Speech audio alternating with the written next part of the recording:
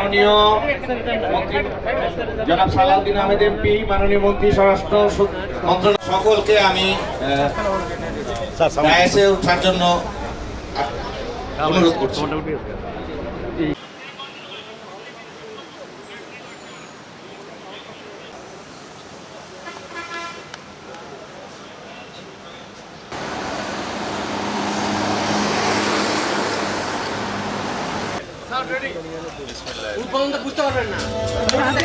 ভাইয়া তুই আমার মুখের সামনে আটকে পাও।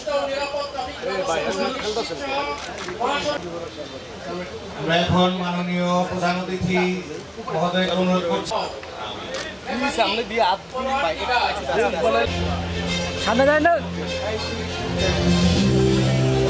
And a 30% reduction in traffic congestion.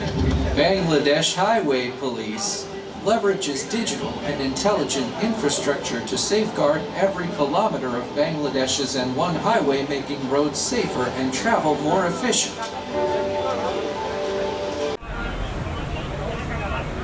Baat ব্যথা, প্যারালাইসিস কিংবা আর্থ্রাইটিস, আধুনিক প্রযুক্তি ও অভিজ্ঞ বিশেষজ্ঞদের সমন্বিত চিকিৎসার নির্ভরযোগ্য নাম ডিপিআরসি। ঢাকা চট্টগ্রাম মহাসড়কের এই ব্যবস্থা চালুর মধ্য দিয়ে কিছু ভুল ত্রুটি যদি ধরা পড়ে সেগুলো সংশোধন করে পর্যায়ক্রমে বাংলাদেশের সকল মহাসড়কে এই ব্যবস্থা চালু করবো ইনশাআল্লাহ।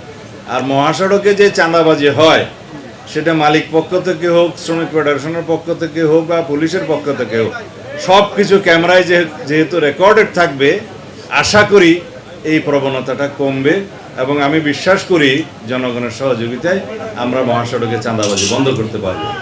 মহাসড়কে 3 হুইলার যে সমস্ত যানবাহন এগুলো চলার কথা না, শুধুমাত্র গ্যাস স্টেশনে গ্যাস নিতে আসার জন্য এবং যেগুলো বাজার এলাকা আছে যেগুলো তাদের স্ট্যান্ড ওগুলো আর ফিডার রোডে তারা যাওয়ার জন্য এই বিষয়টা কনসিডার করার জন্য আমি মহাসড়কের পুলিশ প্রধানকে অনুরোধ করেছি।